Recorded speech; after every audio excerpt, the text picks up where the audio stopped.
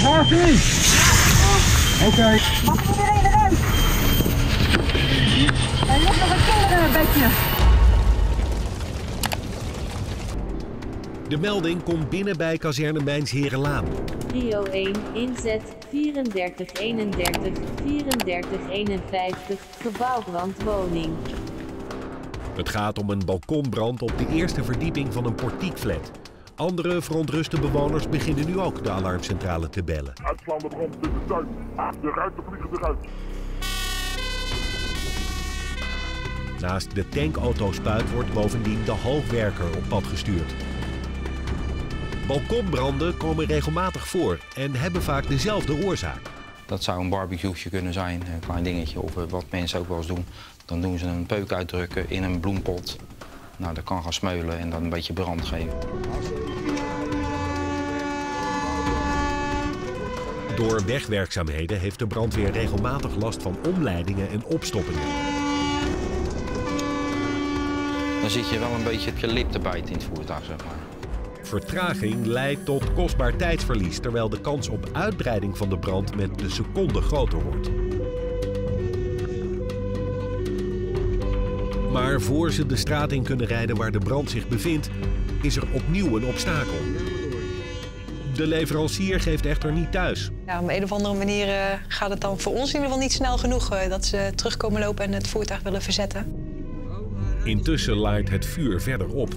Op dit soort momenten is het de vraag stoppen of doorgaan. Binnen bepaalde marges blijven kan natuurlijk niet een auto finaal van de weg afrijden. Maar een spiegeltje, nou, dat is wat materiaal, dat is dan maar zo.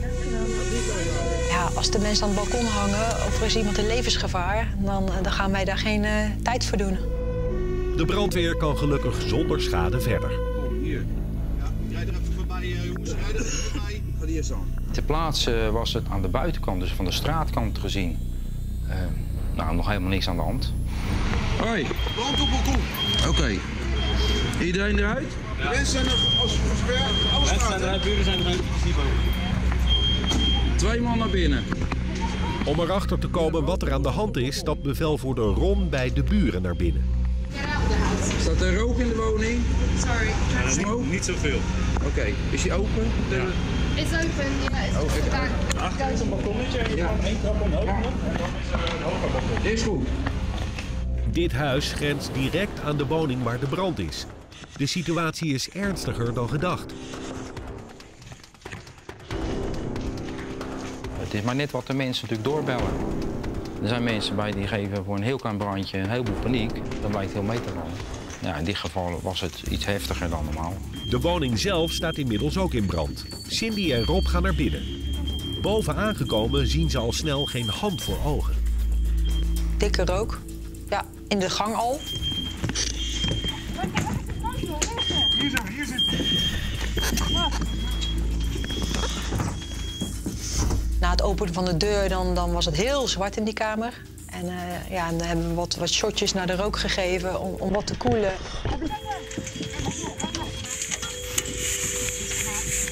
En dan zag je dus de gloed van de vlammen achter de rook.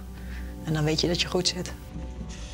Bevelvoerder Ron wil de brand ook vanaf de achterkant bestrijden. Ik heb toen ook een ploeg via mijn kant het dak op laten gaan om hem van buitenuit te benaderen. En die andere ploeg is van binnenuit gegaan. Ron ziet ineens dat er achter Cindy iets bij de deur spontaan in brand vliegt.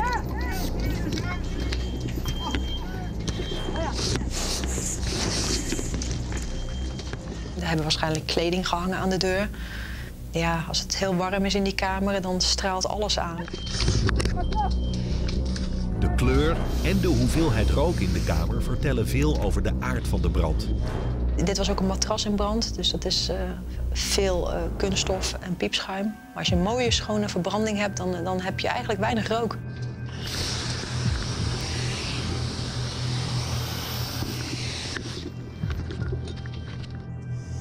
Terwijl 2 mannen via het balkon van de buren aan de achterzijde zijn aangekomen, is bevelvoerder Ron in de slaapkamer waar Cindy en Rob aan het blussen zijn.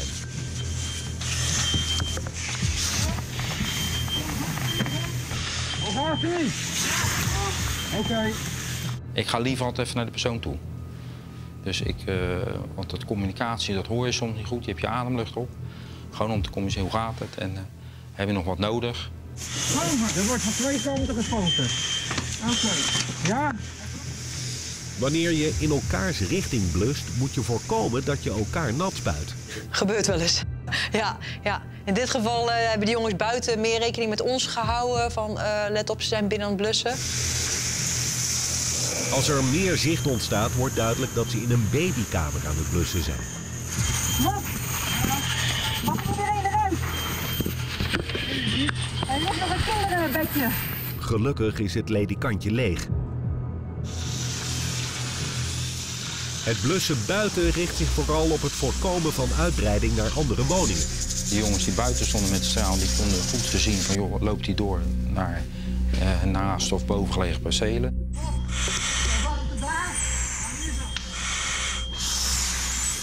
Boven de woning zit nog een zolderverdieping waar rook uit ontsnapt. Bevelvoerder Ron schakelt de hoogwerker in om erger te voorkomen. René, ja, laten we even kijken waar die rook nou uitkomt. Ja. Er zit een dakkapelletje boven, dat je daar even naar binnen kijkt. Binnen is de ravage compleet. Met de warmtebeeldcamera wordt gekeken of alle vuurhaarden geblust zijn. Daar kan je natuurlijk heel goed mee zien waar de echte warme plekken nog zitten. Ja, en dan kan je nog wel eens een plekje tegenkomen en denken, oké, daar zit ook nog een klein brandje. Als de brandmeester is, inspecteert bevelvoerder Ron de slaapkamer en het balkon. Beide hebben een verlaagd plafond. Cindy en Rob nemen het zekere voor het onzekere. De boel moet open. Om de sloophaak? Ja, oké, sloophaak moet naar de brandverdieping. Sloophaak naar de brandverdieping. En dit was ook een verlaagd plafond. Spotjes boven de gipsplaten. Dus de kans dat het daar achter nog doorsmult is wel aanwezig.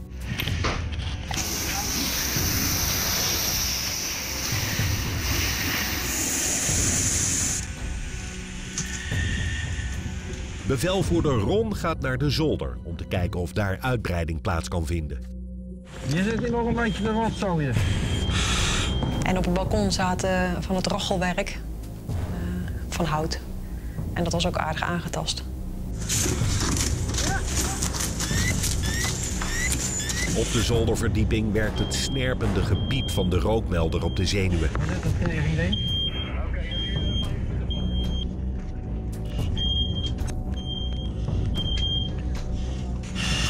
Worden we gek van? Buiten wordt door de politie en officier van dienst besproken wat er met de bewoners moet gebeuren. Wachten als ze terug kunnen niet. Die brandpand zeker niet. Je hebt een flinke schade, dus ja. Wat de televisie? Ja, ik wil even over. De bokspring, televisie, babybedje en alle andere spullen in de ruimte kunnen als verloren worden beschouwd. De achtergevel die was ook helemaal ontzet. Ruiten eruit, kozijnen eruit. Het plafond moet opnieuw vernieuwd worden. Er moeten nieuwe kozijnen, nieuwe ramen.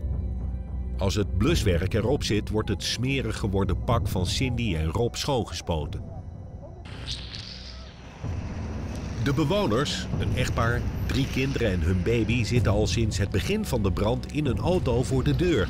Cindy gaat een praatje met ze maken. Jullie waren thuis? Ja, we waren in de woonkamer, maar we hoorden geluid in de balkon. Ja? De bewoners zaten in de woonkamer, hebben een rookmelder af horen gaan, hebben een babytje uit het bedje gepakt en zijn gelijk naar buiten gegaan. Dus zodra de rook weg was, heb ik gelijk in het bedje gekeken. Dus je hebt heel goed gehandeld. En deze bewoner heeft wellicht onbewust de juiste keuze gemaakt door de slaapkamerdeur achter zich dicht te trekken. Dat is wel heel goed, want dan beperk je de brand tot 1 ruimte.